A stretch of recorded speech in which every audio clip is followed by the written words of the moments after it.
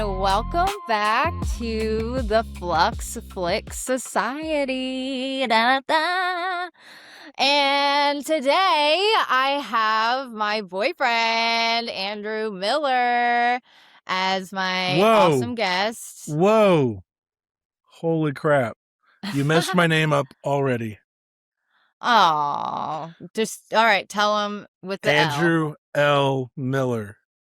Okay, there was a very great actor in a movie called Cube, also named Andrew Miller. We don't want to be confused with him. So, it's Andrew L. Miller like Samuel L. Jackson. I see. That's why you're Jessa Jupiter Flux. You don't want to get confused with the other Jessa. Flux. Right. Right. So we decided to rewatch the Firefly Family Trilogy and give you our thoughts on the whole thing. I actually hadn't seen the third movie. What's it called? 3 from Hell. Yeah, I didn't even know that it existed, actually, whenever I got this idea. I got the idea because I was making a playlist for a character that I did in this movie called Gator Babes, and her name is Annie Rose, and she's super slick. She lives by the swamp in a little, like, camper thing, and she's very country. And I was making a playlist, and I felt like the playlist really took a lot from Devil's Rejects, the soundtrack. And then I got to thinking about that movie and thinking, like, I really loved that movie whenever I saw it. I watched it a ton, actually. And then I was like, I haven't seen House of a Thousand Corpses in a really long time. So I was like, Andrew, let's watch these movies. And then he told me 3 from Hell. There's actually a third one. I had no idea. I guess, what year did it come out? That was late 20-teens, and obviously you can 17 tell 17 or 18. Yeah, it was like that. And I remember you had asked something about Sid Haig in that movie. Like, you thought that he was trying to make it because he knew Sid was in bad shape, and obviously he wasn't in the best of health in the 1 or 2 scenes that he did manage to get in, but the original concept and script, he was one of the 3 from Hell. They just kind of, I don't want to say they threw in Otis's brother as like a little backup. Yeah, but that is what happened. But, so late teens, it's like almost 10 years old. Yeah. Wow, that's so crazy. I can't believe I hadn't heard of it. Anyways, let's start from the beginning with House of a Thousand Corpses. So, first of all, very iconic. The first thing I noticed was Bill Moseley's character, Otis, going off on those cheerleaders that were all tied up. And he's just, what was it? I don't even know what he was talking about. It just sounded like he was on speed or an upper, probably meth, and just going the hell off. I think if we stepped outside here in Indiana, we might be able to find that party pretty easily on any corner. I feel like it's down the street. Yeah, it's happening right now. But obviously, I think if a professional were to describe that little rant of his, I think they would call it a bit of psychosis. So they believe what they're saying. What they're saying makes so much sense. And this is like a lot of like the meth experience. You think everything you're saying is very important, makes a lot of sense. And you also look at it from the whole serial killer perspective.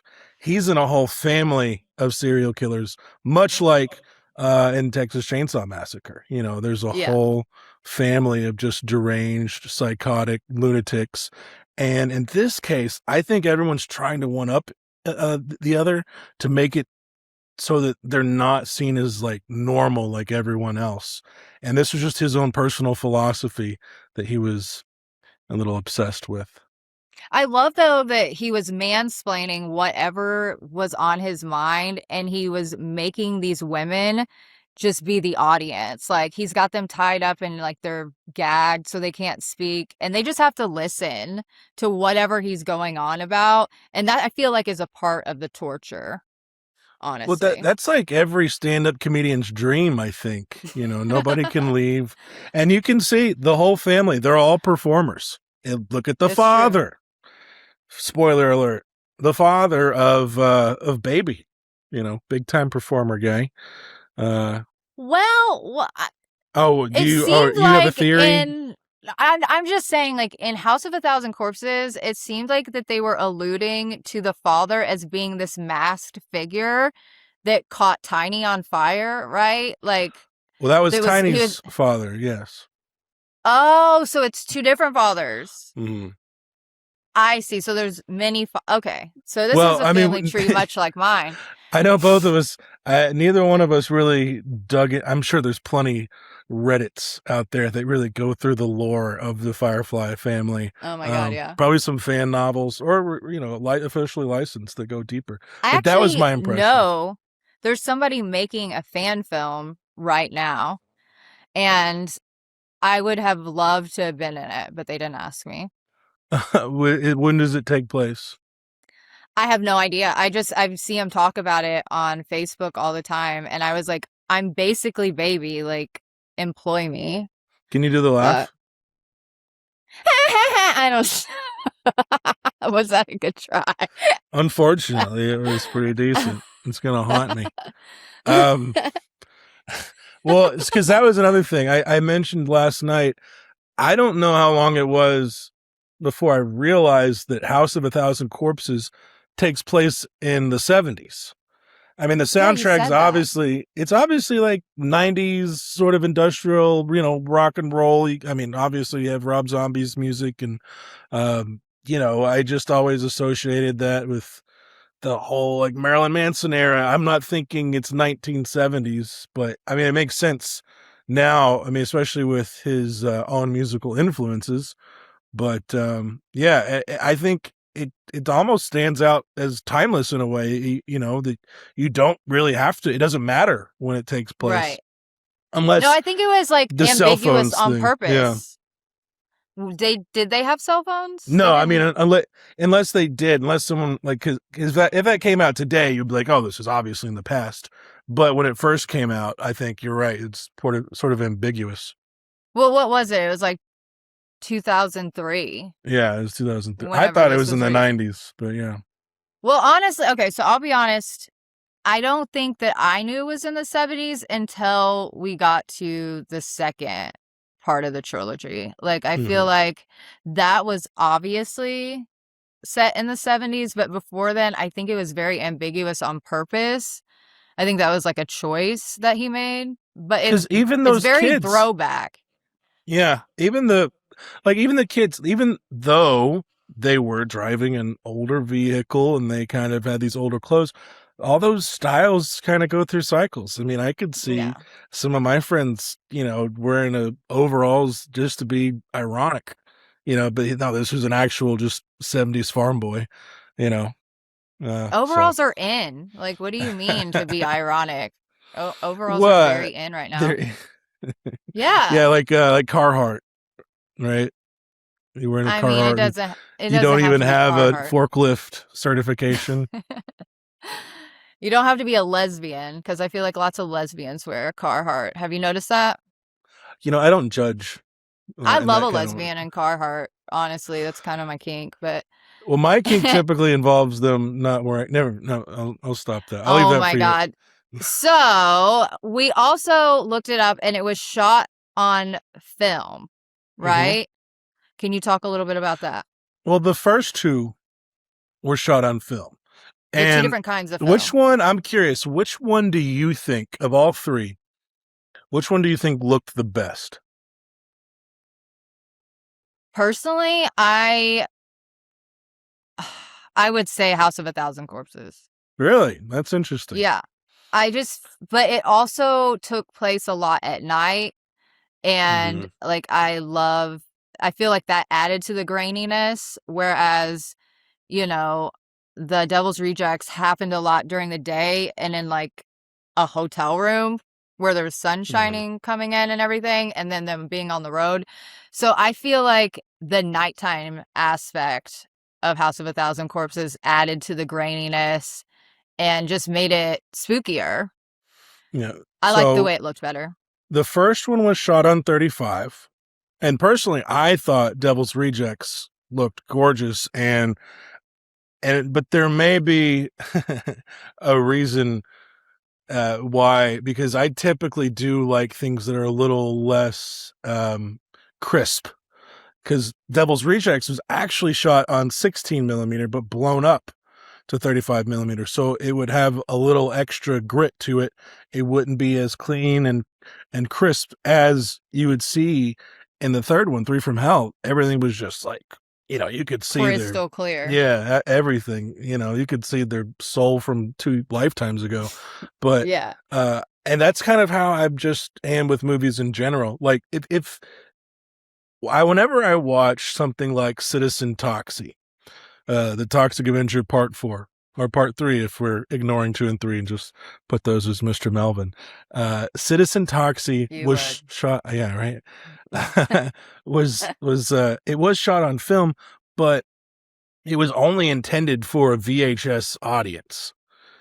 They weren't, hoping to win any Oscars and cinematography and all like the detail. I mean, there was a lot going on in the background for sure, but they were just trying to fill these spaces. But whenever you watch a movie like that was intended for VHS audiences, and you put on like a 4K version, like upscale for it, not even upscale, but just a 4K release, all of a sudden you're seeing all the little cracks and stuff, everything that you weren't really supposed to see that was hidden before when it was just VHS. So I like to think that VHS is the great equalizer amongst film, because everything just looks shitty. So it's great.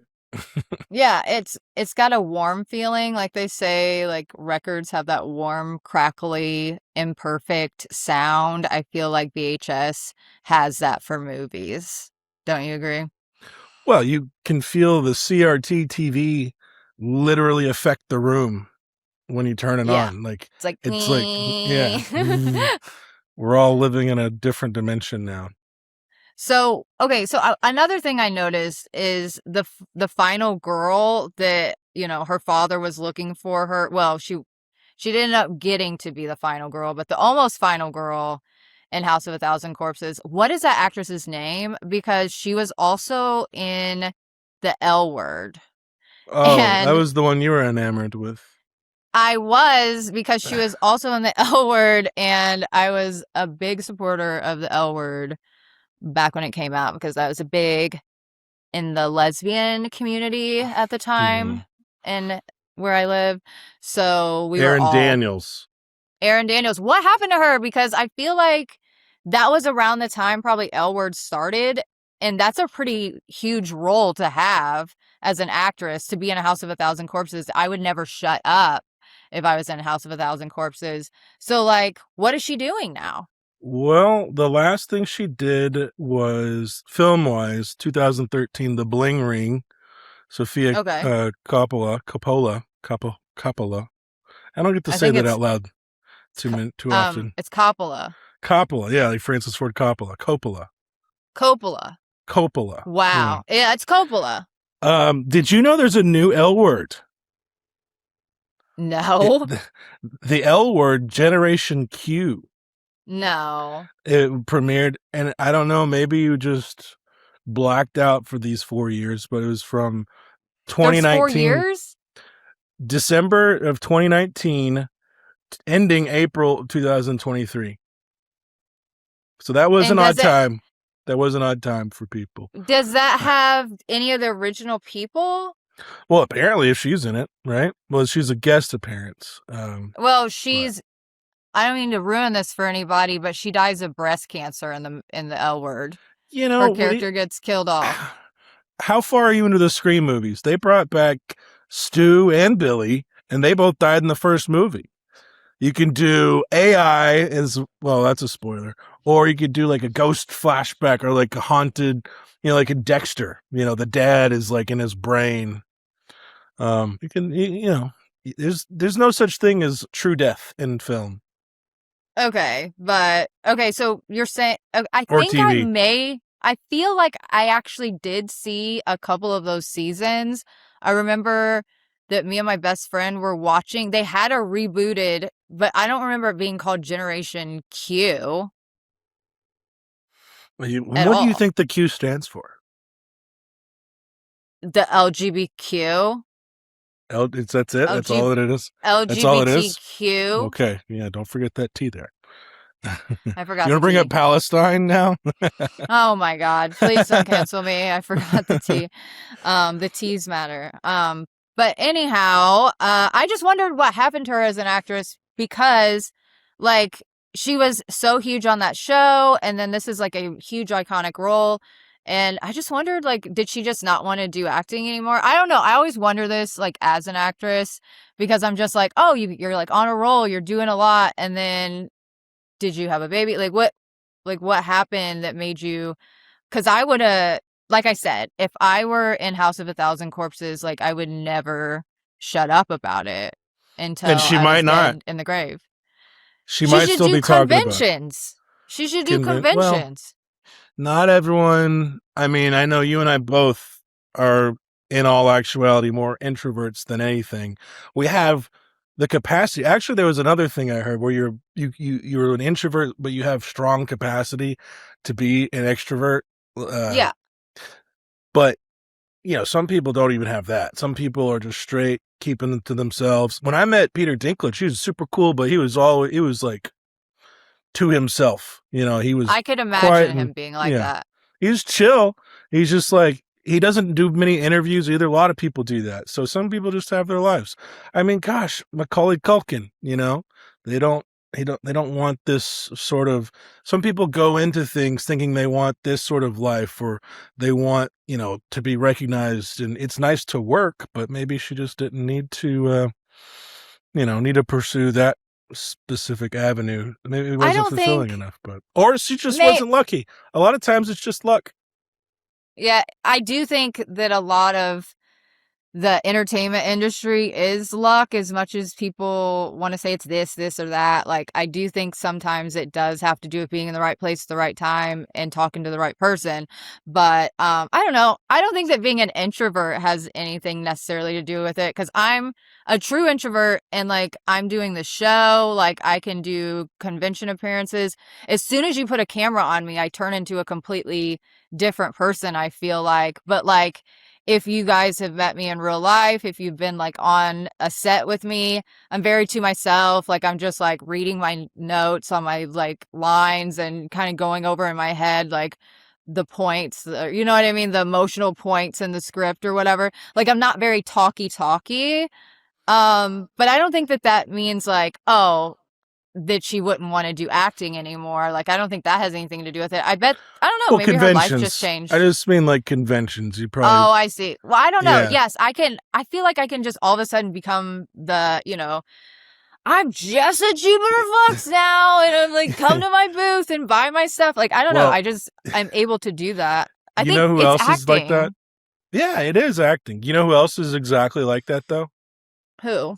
Lloyd Kaufman. Oh, yeah, you're not wrong. He'll snap into it in a split second. Even on set, Power Positive Murder. It was a day for when they were shooting. I think you were still there. It was one of the last days. They had all those extra all the actor persons for the battle scene where the blood was flying everywhere. Do you remember that at all? You recall? I know what you're talking about. Yeah. I was not there per Yeah. se. Well, so there was a lot of actor persons that just showed up for that day, 50 plus maybe, and they're ready to shoot.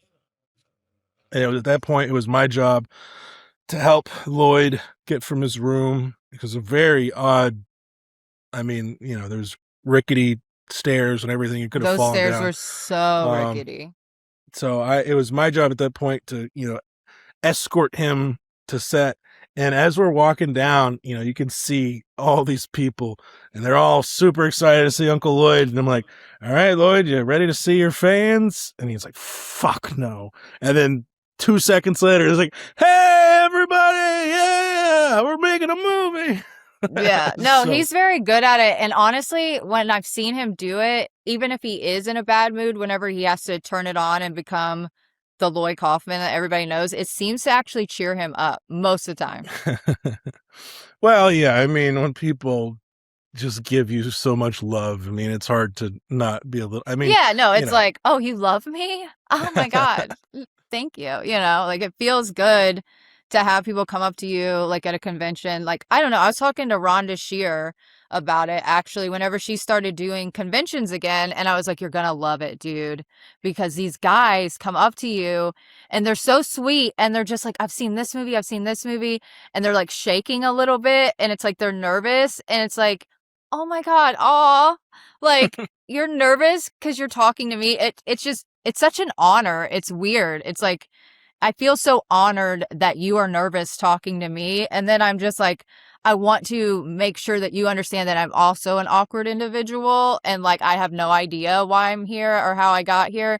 But like I'm actually that's how I am when I meet like people that are like I admire a lot. Like I'm kind of shakety and I kind of say weird stuff. I say the weirdest stuff like I wear a corset too. There was this there was this burlesque star that came to town. Her name was Go-Go Amy, and I just thought she was the coolest burlesque performer ever. And like I had a chance to talk to her, and I was like, "What did I say?" I said the dumbest thing. I was like, "How do you get your corset off on stage? I keep mine a little loose so I can just pop it off." And she was just like, "Okay," like. Well, that's kind of like when you're at dinner and the waiter says, "Enjoy your food," and you say, "You too," and then Yeah, it just haunts you for the rest of your days. you always think about it. Yeah, but anyways, what I'm saying is I was talking to Rhonda Shear about it and I was like, you're going to love it because when these people, you can tell they've got these nerves because you're so important to them and it feels good. Like it feels so validating and good. And by the way, this show is for Rhonda Shear's Scream Queens. Her channel on Roku. So I just wanted to give a shout out to the channel. We have it in our little corner. We're here because of Rhonda Shear. So not only will this be on YouTube, but a lot of times we may have to cut things out for YouTube as I find out what the rules and regulations of YouTube are. There might be some things that cannot be talked about. So we're going to cut that out. And then the whole episode without cuts will be on Rhonda Shear's Scream Queens, which is an awesome network, by the way. It's not only a channel that you can watch, and you can just look up my name, Jessa Jupiter Flux, and then it has several of my movies, but you can do it with Debbie Rochon, Linnea Quigley, many Scream Is a Queens. Felissa Rose on there? I think. Felissa Rose is Yeah. on there. And then also, if you join through our link or our code, we actually get a kickback of profits. So it's a way that, like, Hey, in Hollywood. Big Brother doesn't need to know about all that. Oh, no, The it's, IRS is no, already you, on her ass. listen. No, it's good because it's like a way for me, Debbie Rochon, like everybody that's involved in this to be able to get basically like residuals. Like a lot of times we do indie work. So we get paid a day rate for being there and for doing the thing. And then that's it. Like we don't get any back end money, for sales. If the movie blows up, that doesn't put money in our pockets necessarily. But this is a way for us to kind of get money off of the work so much work that we put into something and we don't make any money after the actual shooting of it. You know what I mean? So this is pretty exciting. Plus, there is charity involved. So they also do proceeds to breast cancer research, which is very important to a lot of people, important to me. And then also animal rescue. So Rhonda is so into animals. It's just like obvious that they would do animal rescue. But yeah, so that is Scream Queens on the Roku network. Please subscribe and use my link on Yay! jessadoesitall.com. Yeah. Back to Whoa! the show. Well, you So, brought up okay. real quick. I just want to mention because, for an actress like yourself, you do work a lot of these. I think you're over 70 now for Yeah. sure. Not at 80 yet. Not at 80. No. But we're creeping up to 100. But you do have these contracts where you get paid, and then you have people like me who just was like born into the filth and just wants to be on set. And most of my work is totally volunteer, and I've Yeah. happily slept on floors and closets, um, in the dirt. I've eaten hot pockets for weeks on end.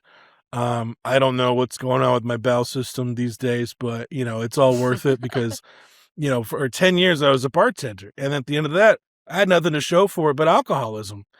And after this, you're killing yourself for 18-hour days, going crazy, and just all kinds of people, especially with trauma, Oh yeah. accepting of all kinds of people.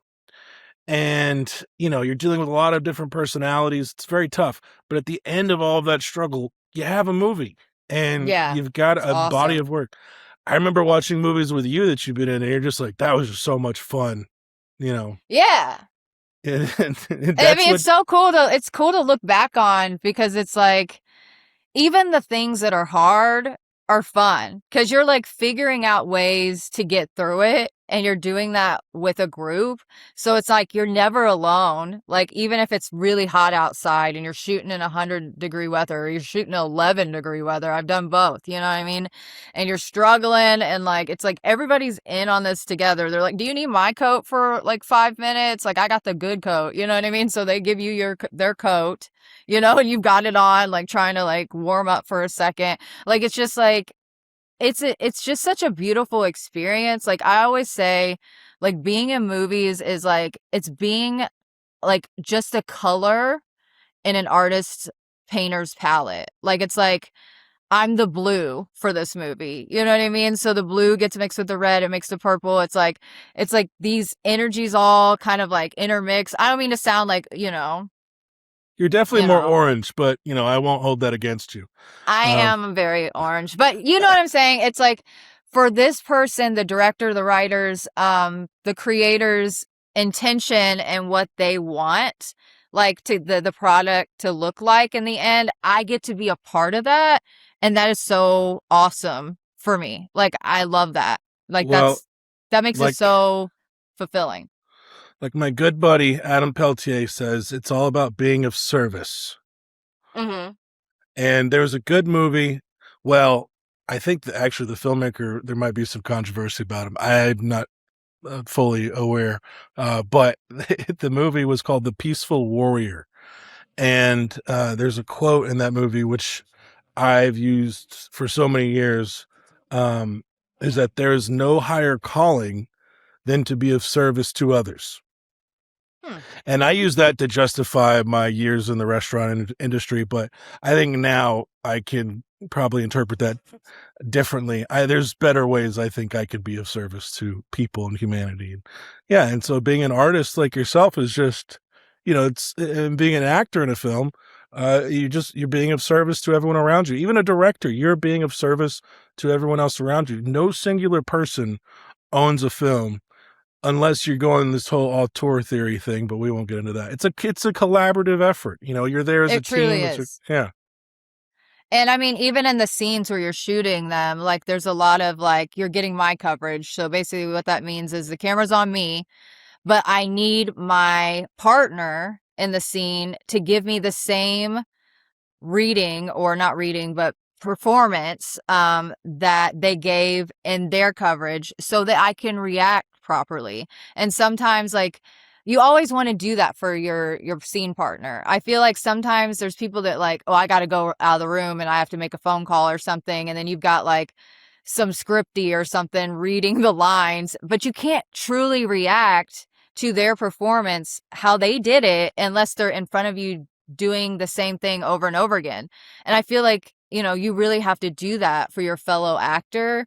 But that's one way you can be of service, not only to the director, but also the other players that are working to make this awesome. You know what I mean? So just showing up and doing the best you can, even if the camera's not on you.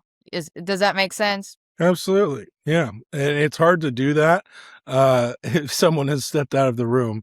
Yeah, it's a Oh little rough. gosh.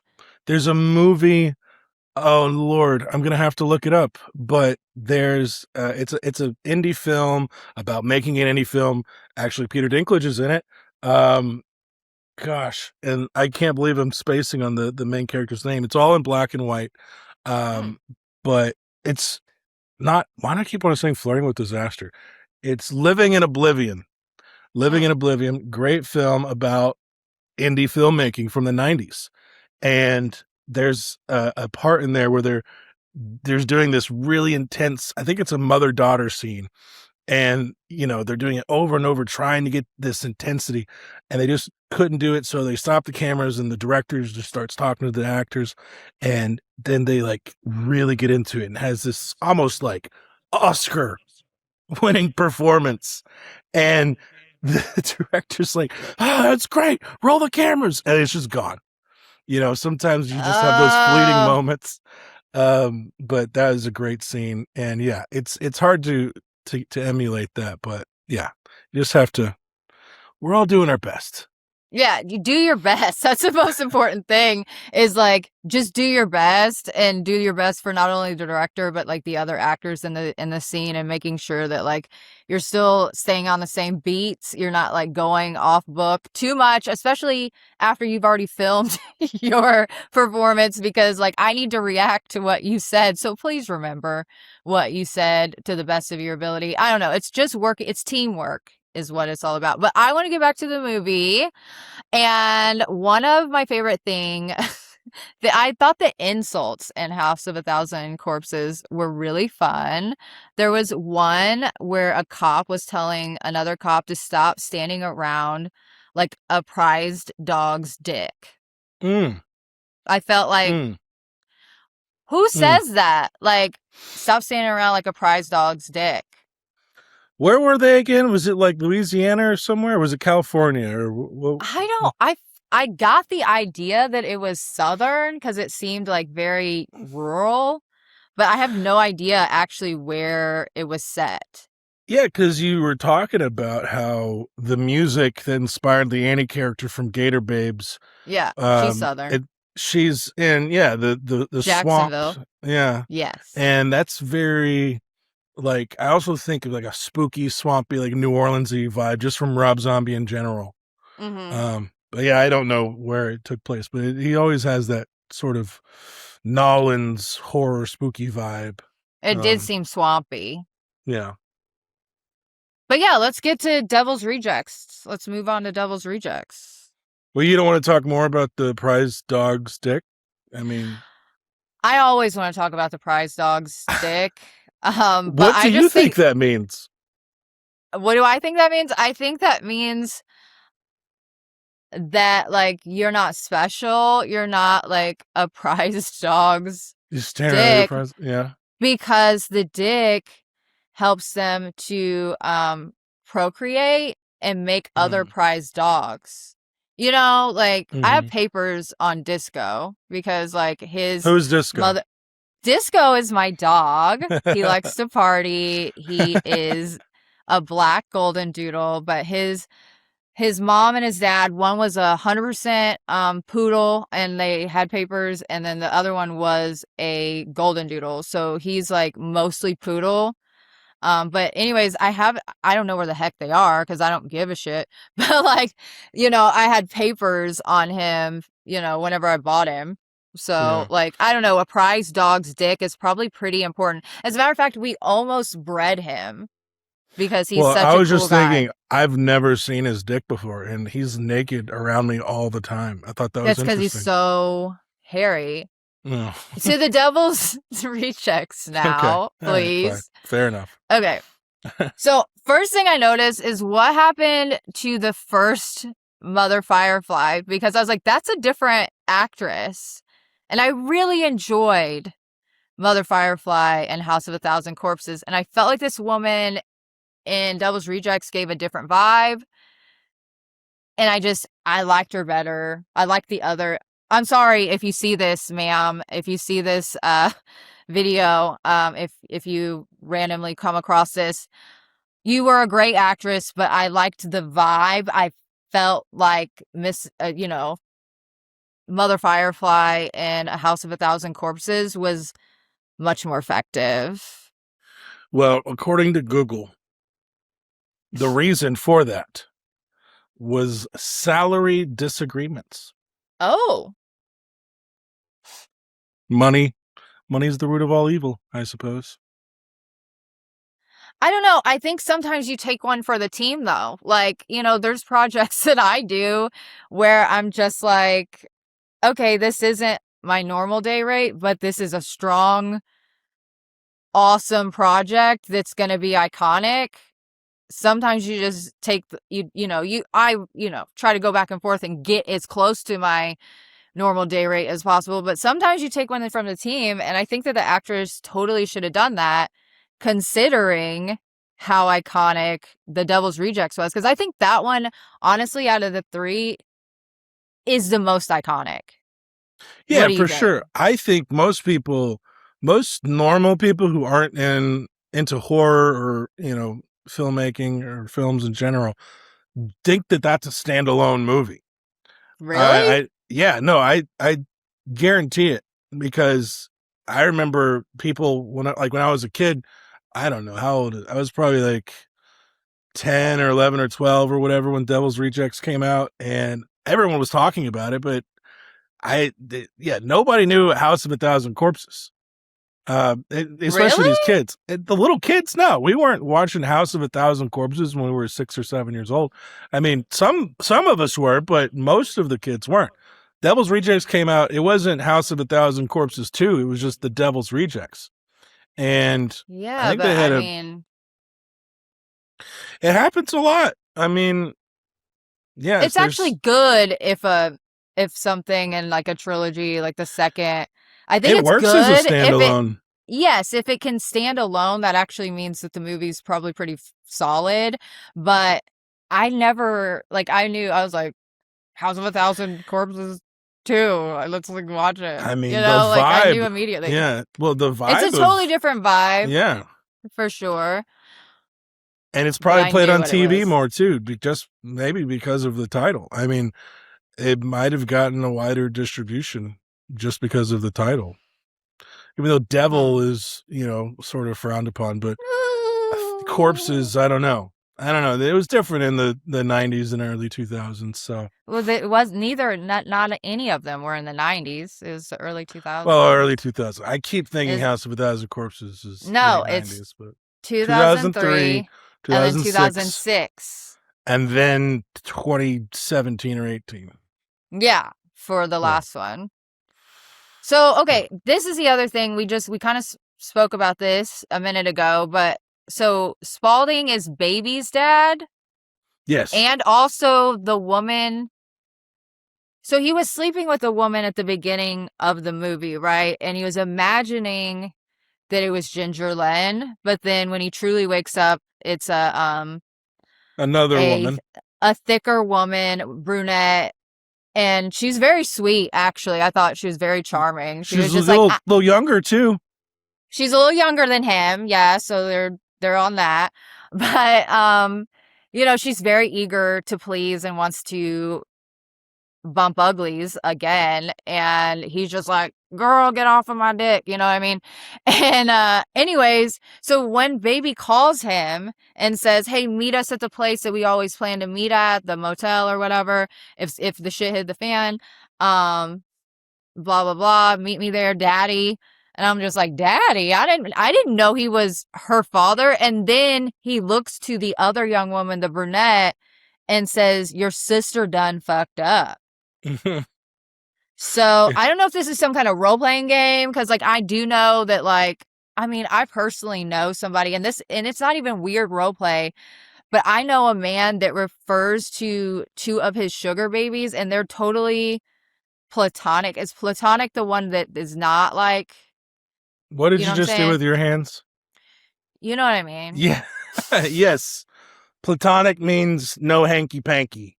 Okay, yes, the whole thing is platonic, but he refers to them as his daughters, and then he refers to them as as sisters, which Yeah. I find very interesting. But you do you, boo. Like I'm totally he's an awesome guy, and I love both of the girls.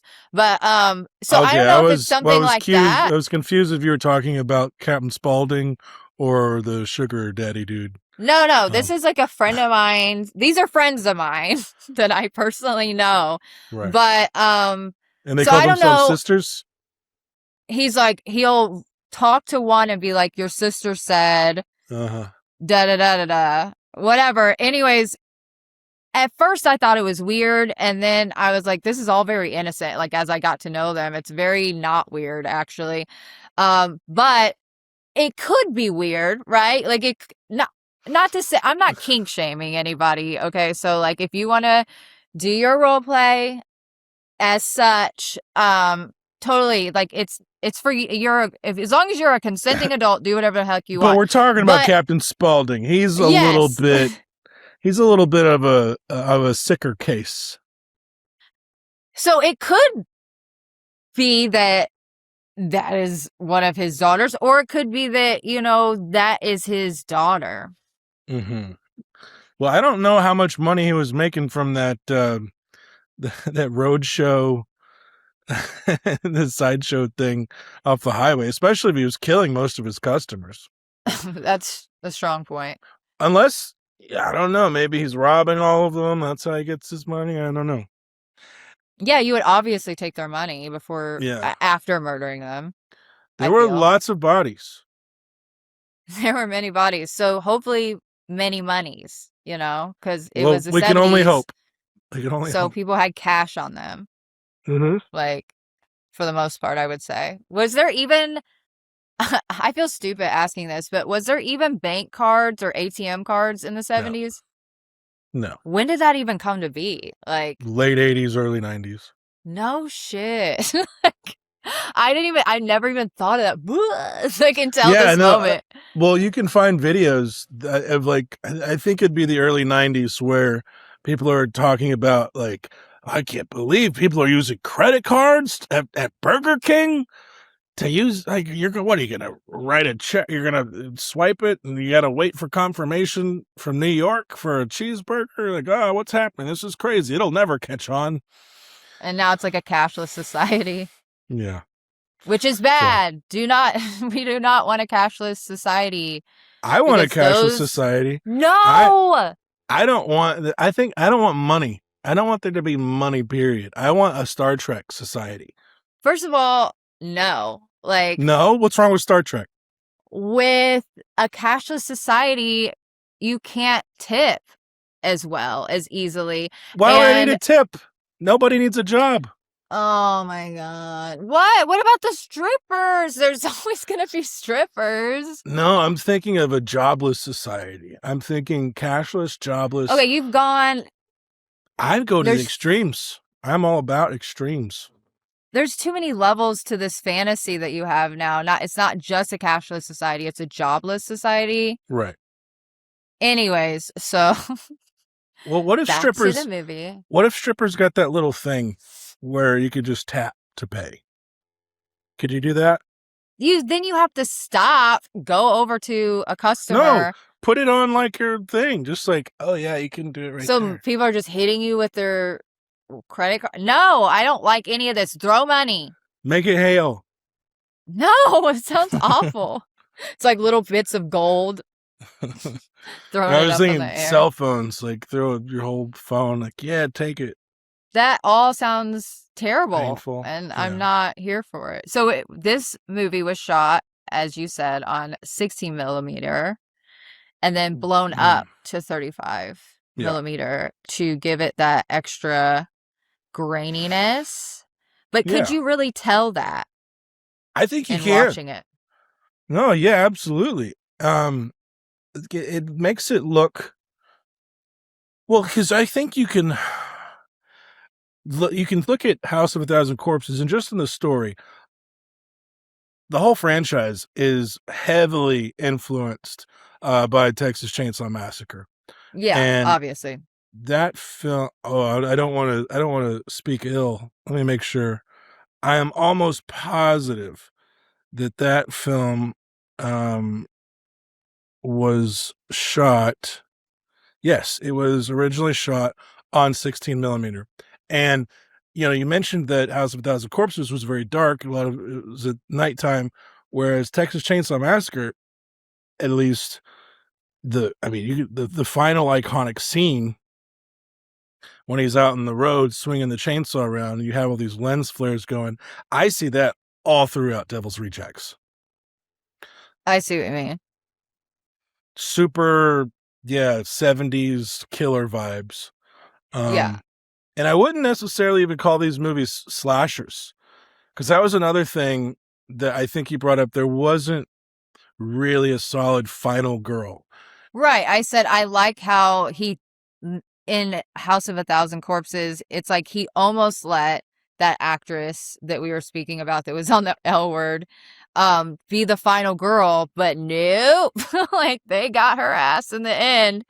But I kind of like that because it's like it's not giving you what you want Yeah, or and I think expect. that goes back more to like, I mean, granted, even Halloween 70s movie, Texas Chainsaw Massacre 70s movie, those were slashers, and yes, heavily influenced. But I don't see it as a slasher. It's more of like a crime movie, a 70s crime movie with serial killers. That Yeah. whole final girl formula came out of the slashers, which was really heavily developed in the 80s, with, the Friday the 13th and Nightmare on Elm Streets and what have you. So, yeah, it wasn't really playing off of that formula that they go on and on about in the Scream movies. No. Um, No, not at all. I just want to ask though, okay, so do you remember when they realized the Captain Spaulding character, it was like a character, like, did they say the Marx Brothers or something? Do you know what I'm talking Groucho about? Marx, yeah. Groucho, yeah. So they were like, they brought this guy that was like a film expert in, and he was very shishi la la, Hollywood, like, I don't know. I feel like I know these people personally. My friend John Baker is one of them. He is just so like he knows all the trivia about every movie that you can imagine. And it's just was it kind of meta? Were like they making fun of film bros kind of like in that Oh, moment right, because yeah. he was like going all Hollywood and he was just like it's like Elvis Presley. And then the guy, the sheriff gets up, he's like, if you say another thing about Elvis Presley in this office, like I'm gonna knock your head off or whatever. Like he gets really serious about it. But like, do you think that was like kind of like a jab sort of at the sort of people that are us that are like overly like breaking down these movies and being like, and he said, you know what I mean, quoting stuff. Like, do you think that was sort of like meta? Well, I wouldn't call it meta, but it was definitely, they were definitely poking fun a little bit. Parody might be a better word, but I think the best modern example is that dude that's on, I don't know if it's just TikTok. I see him on Instagram, with the, The vape. yeah, Yeah. with the vape. So That it's wasn't gotta be even fucked fucked up. up. Yeah. Yeah. So there's, We need to get that guy on the show. right. That'd be awesome. Honestly. I honestly wish some of these movies that he talks about were real. None of them are, unfortunately. I have seen some that are close, probably the closest to what he'd be into. And you were talking about being starstruck. I don't typically get very starstruck. You Um, don't. However, there was one individual I did feel a little starstruck around, and that was our friend Fred Vogel, who we had sushi with at We had sushi with we Fred had sushi Vogel. with Fred Vogel at Cinema Wasteland. He's such a sweet guy, but like I this was after I'd spent all of San Diego Comic Con hanging out with the Toxic Avenger reboot like cast, and it's fucking Frodo. And True. My friend it's dated him though. well, okay. I'm sure he's great. He was like the nicest person in the world. Like, it was, like seriously, so nice. Like insane human. Like he's probably an actual Yeah. angel in human form. But uh Well, Fred, tell people who Fred Vogel is. He is the director, writer, director, creator, producer, what have you. The man behind the August Underground trilogy, which is quite often considered some of the most fucked up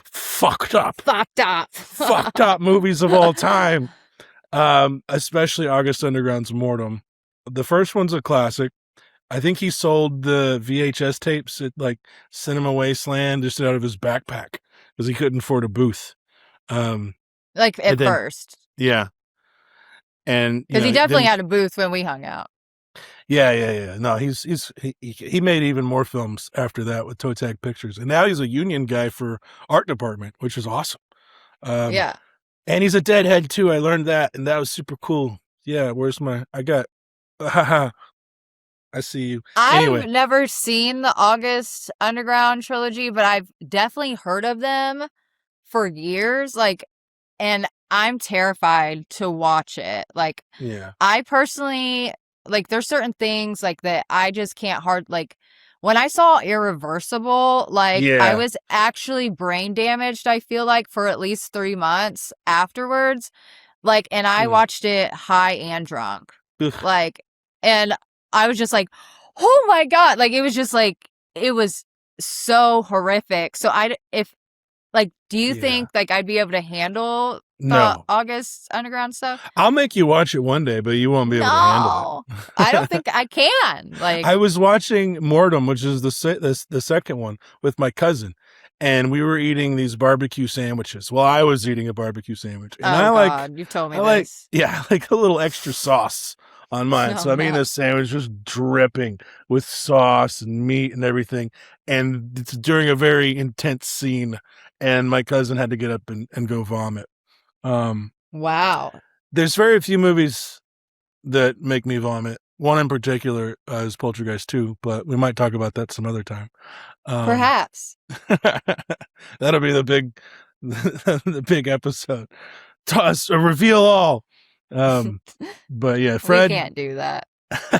Fred gave me a little bit of what was it called? I was a little starstruck with Fred, but he was super nice, and he talked about how after that first movie became so popular that it attracted some like people who were Actual creepos. a bit too serious. So, and that happens, sometimes you make something, and he's an artist, and I mean, you're making this extreme form. There's a difference between extreme art and just, I don't know, just doing it for real. Because it's like, well, why aren't we just making snuff films? We're making horror movies that are fake. Right. We want to be scary. We don't want to do anything that's real. Right. I mean, like I said, Fred's a nice person. He's not an actual serial killer with a No, death but house. I think there has to be like a level, and I'm saying that for myself that is involved with horror movies. There has to be a level of weirdness in you to come up with these ideas just out of the blue. Like, let's tie this person up and do this kind of thing to them. Overly mansplain, as Otis did to the cheerleaders that were tied up in gang. That's actually my kink, though. Like, I like it whenever men mansplain things to me. I like when somebody knows something that I don't know and they Is that tell why me I'm about it. here? But kinda, yeah. That's totally possibly it. But yeah, no, it's like I think you have to have like a level of weirdness in you to even get these ideas, or you'd be able to place out some of these, like play them out like as an actor. These ideas, you have to be able to go there mentally. And where does Right. that come from? I think that's in everybody, but I think, creative people are able to express that in a creative way, like whether it's writing a script, being able to play the part in such a way, you know what I mean? Like painting, there's lots of very graphic, gory paintings out there. Like there's so many ways that you can express yourself in a fucked up kind of way. You know what I mean? Like I think you have to be Yeah. a little crazy to Little be in crazy, this but I business. think it does also require a certain level of intelligence. Yeah. I'm not saying that everyone and the horror film industry or the film industry in general is intelligent. There's obviously a lot of idiots out there who have no idea what they're talking about. But you'll see some of the best artists are also highly intelligent, not unlike serial killers. It's just there's that ability to step away from even your humanity and look at things objectively. And, you know, you can go to some dark places with that, but it's also cathartic. Yeah. And I think there's a sort of spiritual aspect to it, especially when we get to horror comedy. Two sides of the same coin, you know? I think if you just change the music in the most fucked up horror movie, easily it could become a comedy. Yeah, because usually stuff is so over the top in horror that it's like, I don't know, I laugh. When I'm uncomfortable, I laugh anyways. But whenever something's just so over the top that it's just like, that's just gruesome to actually watch, it's kind of funny at the same time. I like that though. I like horror comedy. Obviously, it's like something I do a lot of. Mhm. But yeah, so I think horror does have like a comedic aspect, whether it actually is considered a horror comedy or it's just straight disgusting, crazy horror. It's just like you have to laugh at it. Well, there's plenty of comedy in the Firefly Family Trilogy. There's so much like, okay, so one of my favorite scenes, and it's very iconic in The Devil's Rejects, is whenever you got Spalding and Baby, they're all in this car with Otis, and they're like, we want to get some ice cream. And he's like, there is no chance in the near future that I'm going to pull over and get this ice cream for you. Ice cream. Ice cream. They're like, ice cream. Ice cream. And, you know, Spalding's like, I think I'm going to get me some Tutti fucking Fruity. And then Baby's like, Tutti fucking Fruity. Yeah. I think I'm going to judge it. I mean, like, that is so funny. And then I love that it's like, Otis is not down with it at all. And then it just cuts. And then they're just eating the ice cream. Well, like, that's so funny. It's funny. And it's also interesting because it shows you a little bit of their humanity. They're a family and they love each other. Yeah. And that's weird. Yeah. Especially with the whole tirade. Otis does not want to be anywhere, anything close to associated to any sort of normal human, you know, any semblance of humanity. He doesn't want to be in a family. He doesn't want to be loved. You know, he wants to be so far outside of that. But, you know, he is. He stopped for them to get that ice cream. And I was also, you know, from an actor's side of things, I was like, how many ice cream, like, you know, cones did they actually have to eat in that scene? Oh. Because a lot of times when you're eating something on set, or like in the movie that we did, The Power of Positive Murder, I constantly had a fake cigarette, like on like one of those fancy, what are they called? Like, it's like a cigarette holder from the 20s or something. I had one of those, and they're just like, cigarette, and then they would come up and like run and like replace it, so it would be like the same. Thank you, John Selecchia. That was great. Yeah, it was like for the burnt same, because it would, you know, so like you would want to keep the ice cream the same amount of eaten each shot, and ice cream actually melts pretty quickly, like a cigarette burns. So I'm sure they had to, like, they were probably like screaming like ice cream, and it was probably dripping all over them, because surely they didn't shoot that quickly. I mean, maybe if we paid attention, if we go back and pay attention, we might see like, oh, in this scene, the ice cream ball is only this big, but it got bigger in the next shot. Like, I feel like I was looking at it. You were paying attention to that? I was kind of looking at it, and it was definitely dripping too. So it was real ice cream. Yeah, it was definitely real ice cream. I just wonder how much ice cream they had to eat. I think, you know, being that I am extremely lactose intolerant, I just wanted the ice cream for myself, and that's probably what took me there. That's why you're hyperfixating on it? Yes, because Mama does want some ice cream. She just can't have it. And Tutti Frutti especially. I don't even know what Tutti fucking Frutti is. Like, what is that flavor? I've never heard of that. Had Tutti Frutti? No, is that like a real flavor? Yeah, it's like Really? yeah, it's like a berry. I'm thinking like a blue raspberry kind of thing. It looked like Um, cherry, like little bits of cherries was yeah, it's got in little the mixed ice bits cream. of stuff. Yeah, yeah, it's Yeah. probably exactly what it is. Blue raspberry with cherry bits is probably that. Somebody in the comments, let us know what Tutti Frutti ice cream is officially. And is it on many menus? Like, is this a Baskin Robbins thing? Like, what? Like, I've got to know because I don't think I I've ever think they had do it. have it at Baskin Robbins. I love Baskin Robbins. Rest in peace because I can't go back.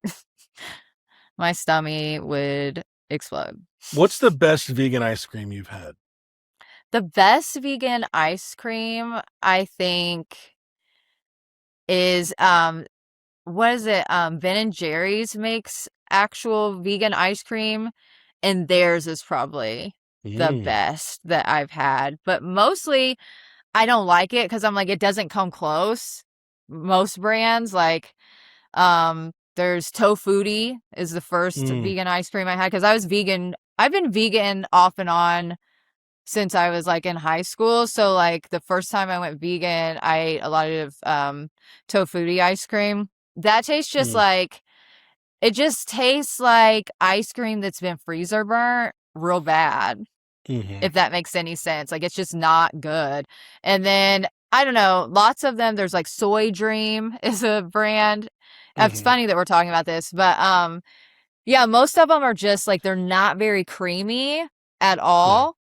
And I feel like you're better off just getting some sorbet because at least you know that there is no creaminess to it. Like it's just fruit or whatever, or Well, coconut.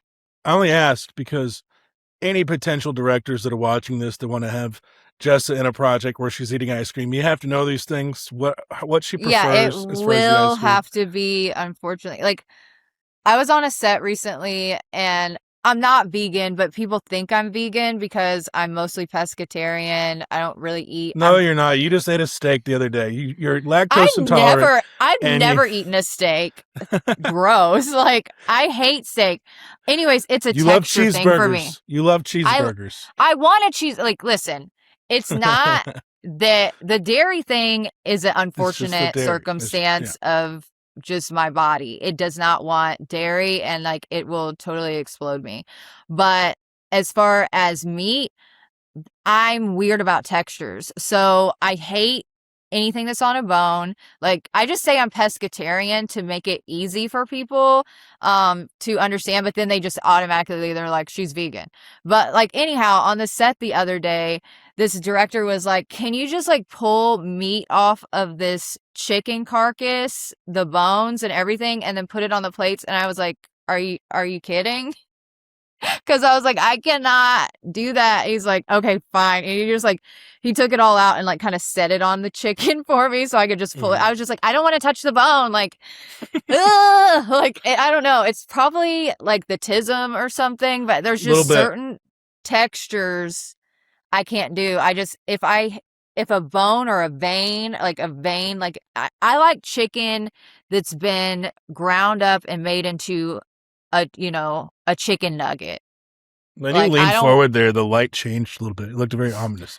I like ground up chicken. I like ground up chicken as a nugget. Like I don't want anything that's got a vein in it or that has I see the bone, it's touching the bone, I have to touch the bone.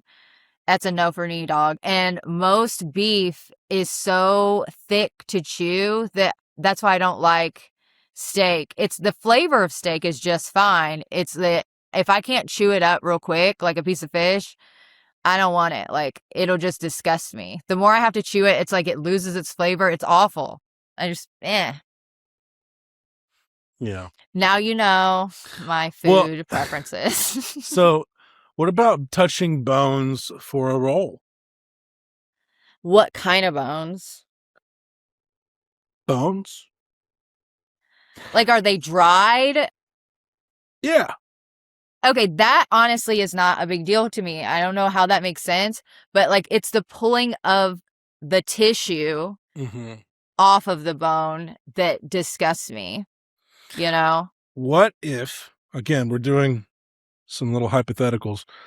We have a scene where you're the killer. You're the what's the favorite your serial killer girl you like a lot? Oh, Eileen Wernos. You're Eileen Wernos in a movie, going a little further than what she did, but you have to you're ripping out someone's guts, and it's a very realistic body. Um, I leave my body when I have to do stuff like that. Okay. It's like It's I've just done stuff like that in movie. Yes, no. It's the truth. In the first movie that I actually was on a real set and played a real part in, it's called Cannibal Hookers by Donald Farmer. And I basically was out of my body the whole experience because there was a lot of triggering things that I had to film for that movie. One was laying in a casket. Like, that is my worst nightmare. Like, I don't want to be buried in a casket. I just want to be rolled off a hill and be allowed to rot back into the earth naturally, or a natural burial, whichever, works best for the people in my life at the time, I guess. But I hate the idea of being stuck in a casket. So I had to literally really just find my center. And also, caskets, the way that they are positioned in there, it's to make your head look lifelike laying on a pillow. So there's pokey things that are poking up in your back and stuff to make you lay a way that looks pleasing to the eye, and you don't know that until you're in a real one shooting a movie. And then the other thing is, there were guts that he had. I don't know where they came from. I don't know what they had been used in other than Cannibal Hookers, but I was so out of my body that I just started gnawing on it, and it tasted like dirt. mm-hmm. And It there was a wasn't split second. sweet. Was it? No. Okay. It So wasn't nobody actually. asked you to do that though, right? You were just No. you were in it. You were so in it. I was just like, "Arr," and then I was like, oh God, this tastes like it's been rubbed on the floor. Like, that's what it tasted like. But You remained in character? I remained in character, and I'm very proud of that. Wow. Good I'm very proud job. of Good that. And job. that's my first, it's not my first role, but it's the one that I count. Personally. Is there anything that you saw from this trilogy, Rob Zombie's trilogy, that you think would have been too much for you to handle as an actress? The racism that Baby had to pull off in, I think we first get that she's a racist in The Devil's Rejects with the little rhyme, the Chinese, Japanese, dirty knees, look at these, which is kind of like a earworm. It really gets stuck in your ear, but you don't want to say it, of course. But you're just like, okay, that's racist. And then in the Three from Hell, she is wearing a Native American headdress. Sure, yeah. And also a bow and arrow shooting people like she's a Native American. And then she's also she comes back after killing a guy on Halloween, and she's got a sombrero and a little mustache. There's a What's lot wrong of with race. that? What's wrong with a sombrero? It's a hat. Well, she goes, yee. I mean, she's like, I got the idea. Let's go to Mexico, yee, or whatever. And I was like, oh my God.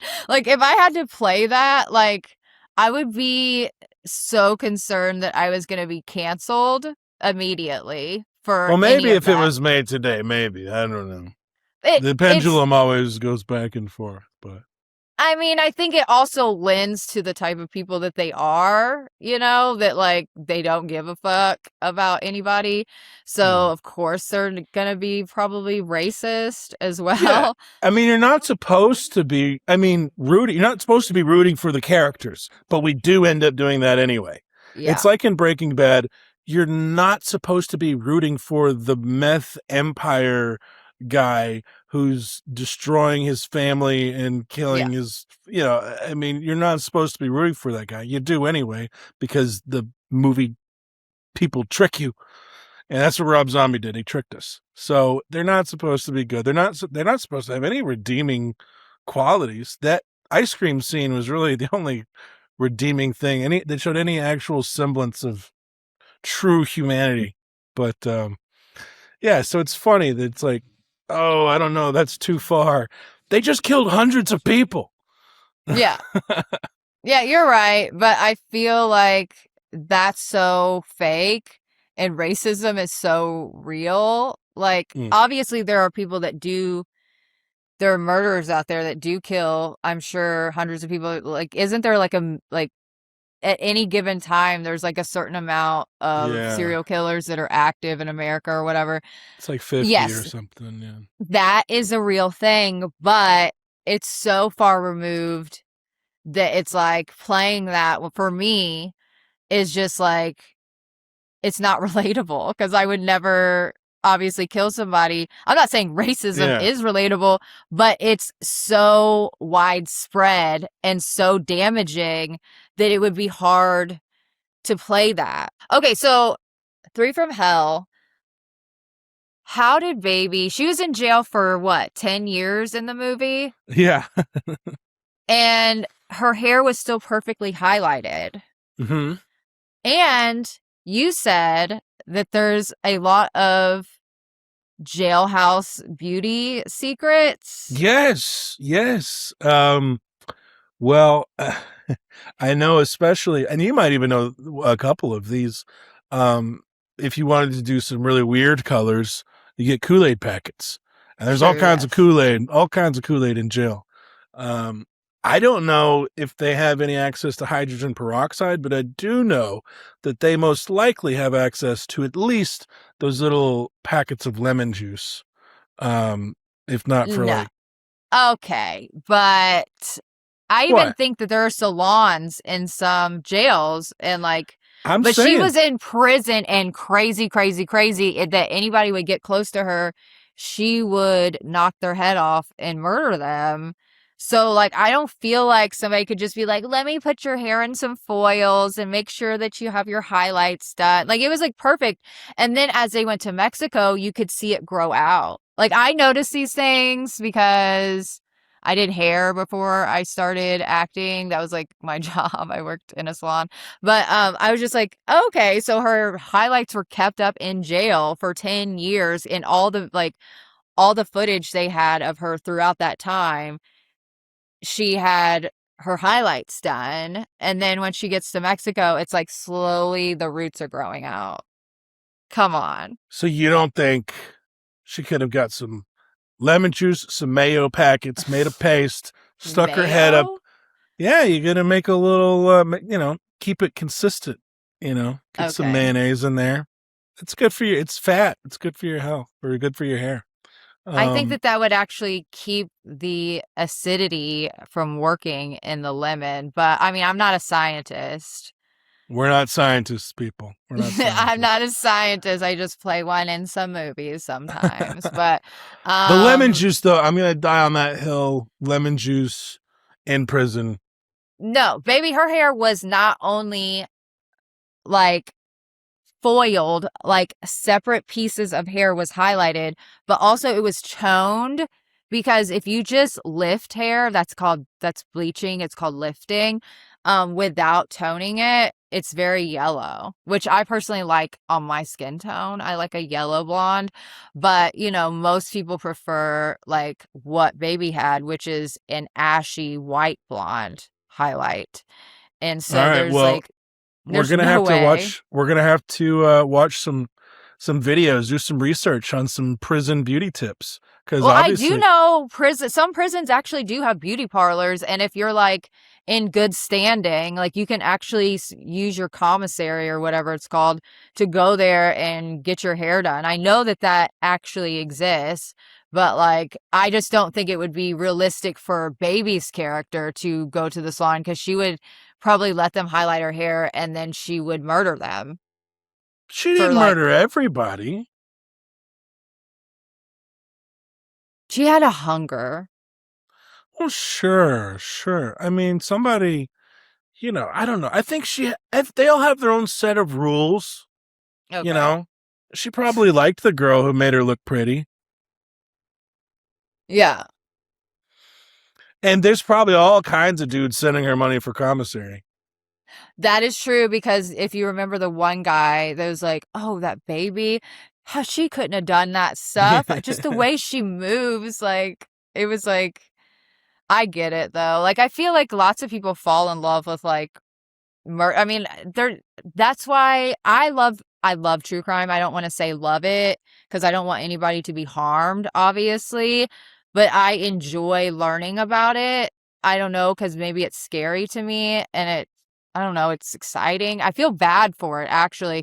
So I think there's some people that get too far into it where they're like, they do, it's not almost, they fall in love with the horrible person that's in jail that did these horrible things and they start sending them love letters. I mean, there's so many jail romances. Like, Well, Jeffrey Dahmer by no means was a handsome fella, but I think he he was definitely. handsome. All right. Well, red flags, fellas. You never know. You never know when they pop up. Well, listen, he was gay, so he wouldn't have been interested in me anyways, but I do think that he had an interesting look and I liked his glasses I don't and get why do people even still wear those glasses? It's like nobody still has the Hitler mustache. oh That my killed a god. whole style. But we can't get rid of the Dahmer glasses. Why are I people? actually I don't know. had some like probably when Three from Hell came out, I was actually wearing Dahmer glasses. Yeah. I wish I still had them. I ran And what over are them they with my really car. called? What are they really called? What are they really called? Exactly. Wait, aviators? I Aviators. don't. I don't think those are Yeah. aviators. Yeah, it is. It's Those are aviators. just aviators.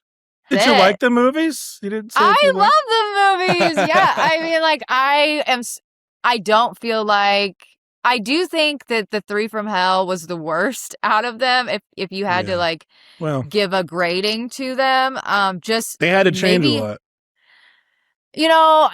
like Sid wasn't available for the rest of the movie because he died. So that was a bummer. And I feel like it would have been a lot stronger if he were in it. But also the crispiness of it being shot on digital, I just don't like it. I wish we could all shoot on film. You know what I mean? Like it just looks so much better. Or we could have a convincing way to make digital look like it's shot on film, and I feel like there's very hard to Well, make stuff that is shot digitally look like it's shot on film. Although I did think that Kansas Bowling's Cuddly Toys, I think that was shot on digital and there was a lot of scenes in there that it looked really like it was shot on film. So if I maybe there is a way to do yeah. it like that's believable, but like I don't think Hollywood has figured it out yet. Well, I think they have gotten pretty close now. Maybe not Yeah. 10 years ago. Kansas's film, I think she used a lot of like mixed media, and that was the same thing. Dylan Mars Greenberg, that Well, film. they're friends. Oh, really? Well, Yeah, they've known each Dylan, other a long time.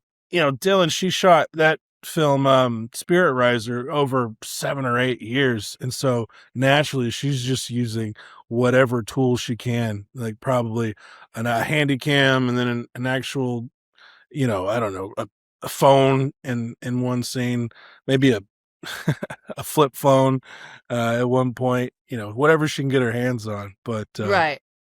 I mean, Wes Anderson shot in 16 for a number of things, but yeah, there's ways to do digital to make it look, but it's just it doesn't have that same No. That je ne je ne sais sais quoi. quoi. I don't even know what that means. Je ne sais It quoi. means it means I don't know what. It does? Yeah, it means I don't know Y- what. Yeah. Oh, now we know what It's je ne some sais quoi means. ineffable, yeah. But out of the three, I would say I think that Devil's Rejects is the most iconic, but my favorite though I don't know. It's very close between House of a Thousand Corpses and Devil's Rejects, but I like them for totally different reasons, so it's hard to even compare them, I feel. Yeah, I agree, but I definitely lean towards Devil's Rejects. It just I think the vibes are there through and through. House of a Thousand Corpses is like a fun Halloween haunted house film. Fun, Um, yes. And I love their little show that they put on too yeah, for their guests, which is like you've got Grandpa doing comedy, you've got Baby doing drag-lesque, basically. It's like burlesque drag.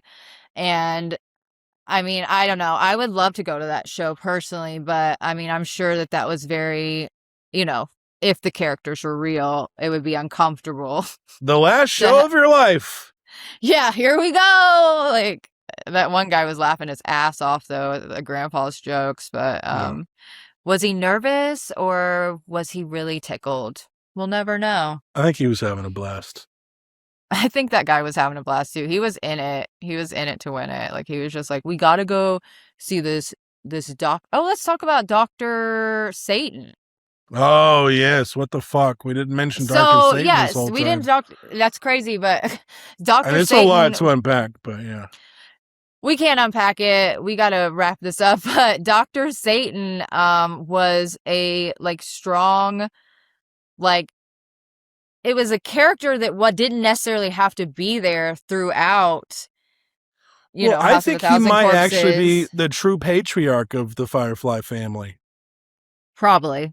The great great grandfather, perhaps. And maybe We're that's gonna where have they to all get there. get on a Reddit thread Yeah. and find out And how they were he related deserves because his they own were movie. well, and also they were feeding him victims, so Yeah. they had some kind of deal with him, right? Like Mhm. yeah, but yes, let's bring it back to Dr. Satan and get his own movie. Like, is he still underground doing these surgeries? Like, what is going on? Like, they never Yeah, I can't. mentioned him dying or anything, so Mm. he could still be out there. Or Tiny's dad, right? Did Tiny's dad die? I can't recall. I don't recall. But even if There, it's not like Dr. Satan today, a prequel Dr. Satan would be that would be great, awesome. especially Yeah. because they said he came from like the insane asylums of yonder times. I think it was like the Well, 50s or something, which is crazy because thinking of it as a movie that's supposed to be set in the 70s, so it's only like really like 30 years after the fact. But they made a point to kind of say that and like refer to it as like these old insane asylums he was doing these experiments or whatever yeah. on people. But yeah, we The- need to get a prequel. I don't think anybody's saying Three from Hell is their favorite of the trilogy, but I don't want my money back for watching it. I mean, we literally paid to watch these movies, $3.99 a movie, and I don't want my money back, for seeing it. I thought it was, entertaining and all, but like it was not as strong as the other two. And I think it would have been more strong if Sid Haig were throughout the film and also if it was shot on film. well, I say that about a lot of things. Like, for instance, the latest Evil Dead Burn film. A lot of people might say it's the weakest of the series, whatever. I, for one, am just glad it exists. And I just like living in the world. Um, like I was with the delighted to find out Three from Hell existed and I was delighted to watch it. But if I were ever to revisit these movies, I would just watch probably I don't know. Baby was pretty funny in Three from Hell with that little like the headdress and then the the sombrero. sombrero. Yeah. It's hard. Yay! Yeah, it's not good, but it was kind of silly and there was some funny parts and I like how she connected with that little guy that she was smoking with that Oh kind of right, like yeah. saved them in the end and got his head blasted off or whatever, but Whoa, spoilers! Spoilers! I think they know at this point if you watched it this far, an hour and 30 minutes, like you know that there's been spoilers. So spoiler alert. I guess I should have said that in the beginning. Anyways, I want to thank Rhonda Shear's Scream Queens for giving us the technology to be able to put this show together. And I'm really excited about the show. This is actually my first real episode, so I'm very excited that I got to do this with you, babe. That's really cool. And then I'm having my first real guest that I'm calling her my first real guest because she's a scream queen.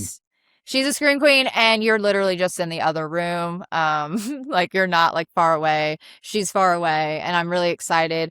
We'll be watching one of her films tonight, so I can give her a good review of what she's done so far. And I met her on another set. I'm not going to tell you who she is yet, but I met her on another set in December, and we just really connected. So I'm really excited to have my first like real guest on Thursday. We're filming. But yeah, I think this is gonna be a great show. He's not real. He's like a figment of my imagination. Anyways, thank you guys for watching. Thank you so much. Please, what is it? Like, share, and subscribe. And Whoa. Okay.